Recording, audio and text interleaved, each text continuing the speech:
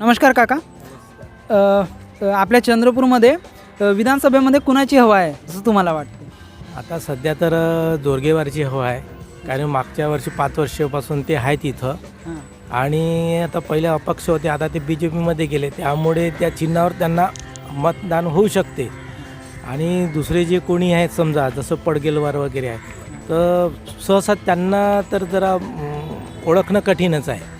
कारण की आता आम्हाला वाटते का बा ते आता नवीन नवीन वाटते, पण आहे ते जुनेच आहे. दुसरे आता ते झोडे आहेत, ते पण आपल्यासाठी नवीनच आहे.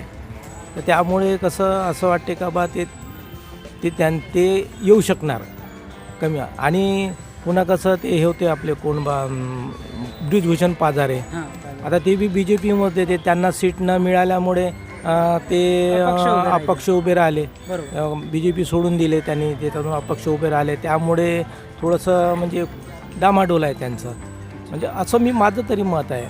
आता ते जर असते समजा BJPमध्ये ते आले असते, त्यांनी पण कार्य केलेलं आहे चांगलं, ब्रिजभूषण पाजाऱ्यांनी वगैरे. तर असं आहे ते आता मत आपलं. ओके, धन्यवाद सर.